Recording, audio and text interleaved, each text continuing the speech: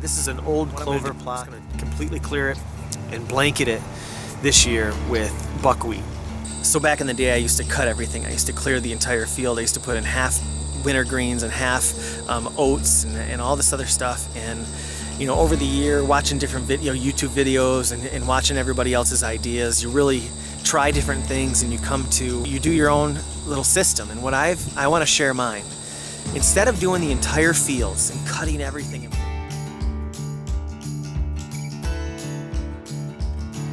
just drag that cultivator back and forth until everything looks nice and dirty.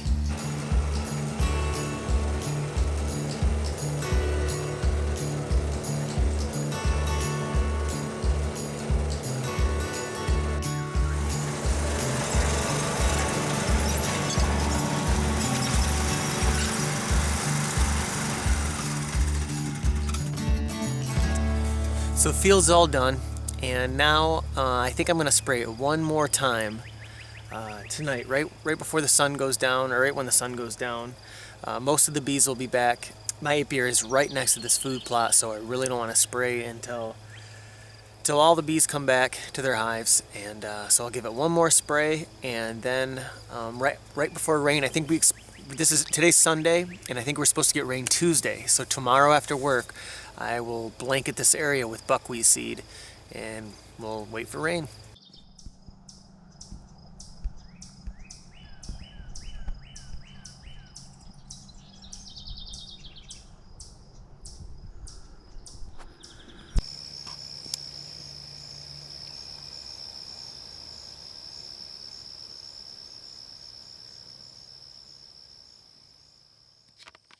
If you have this field and you think, oh man, I really let it go and I don't really have time to do anything. I wish I would have started this earlier. It's mid-August, you still have time. You always can put in some winter wheat or some biologic bags that you buy, some rape or brassicas. And really all it takes is just cutting and spraying glyphosate or Roundup. Back in the day I used to cut everything. I used to clear the entire field. I used to put in half winter greens and half oats and all this other stuff. And you know, over the year, watching different YouTube videos and watching everybody else's ideas, you really try different things. Instead of doing the entire fields and cutting everything and putting in all the seed, and that costs more money, it takes more time and effort, I figure out the low areas in the field, like the saddles, because deer want to be down in those saddles. And I'll cut those. I'll make these little circles and then these little paths to each circle. And you can see how we have our licking branch, and they like to come through these little tunnels, and then they hang out. This is kind of a low spot, and then they follow this trail. You cut these trails, and here's another low spot right here. Okay, and then if you go over here, here's a little watering hole.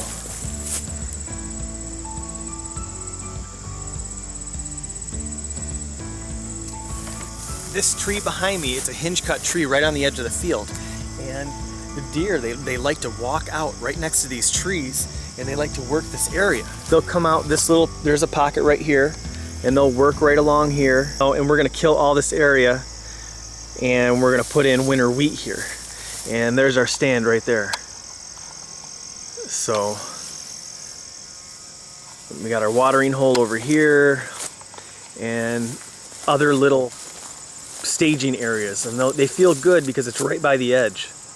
You can call them staging plots or kill plots. It just seems like the better way to go, because those are the ones they want to come to anyway. If you're lucky to see them during the day, they're going to come in and hit those areas that are low, the saddles in the field anyway. So that's why I concentrate on those areas, and I may make 6 or 7 of those little pockets, and that seems to work best. You know, you hinge cut the edge of the field, like the north side of the field, so it gets a lot of sun. The deer will come out of the woods and they'll stick to those hinge cuts. It makes them feel a little bit more secure, where they can dive back into cover if they have to.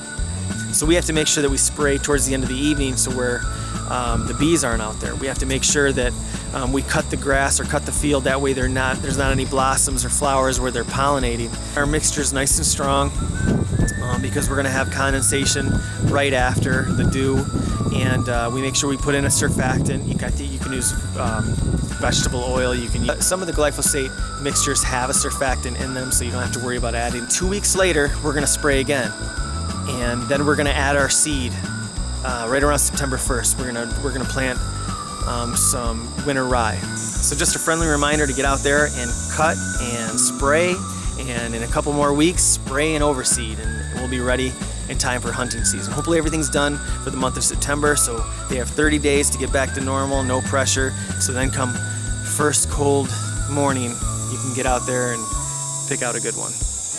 Thanks for watching. We'll see you on the next video.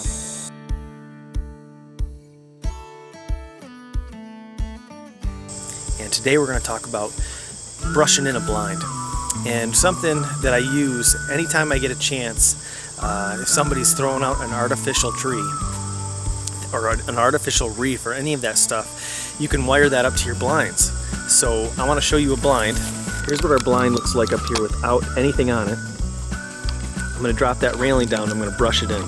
So you can see it looks a lot better now, and I just used some artificial trees. I'll take you up there now and show you how I did it. So we're up in the stand now, and you can see my artificial piece, and it's got all the bendable wires in it.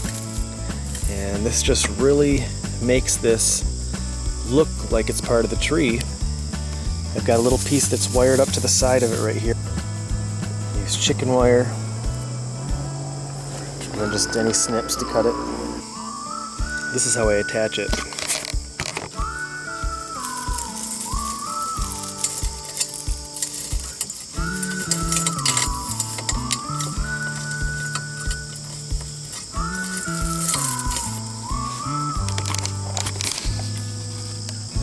That's that.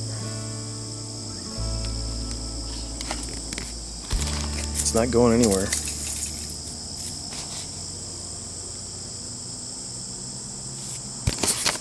This is a pretty heavy-duty game trail right here, and they head right out into the field, and this is all our fruit trees that aren't really producing fruit this year.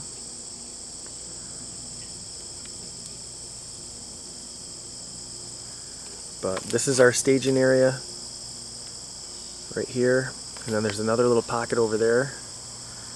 We're gonna have to cut some branches down so we can shoot over there.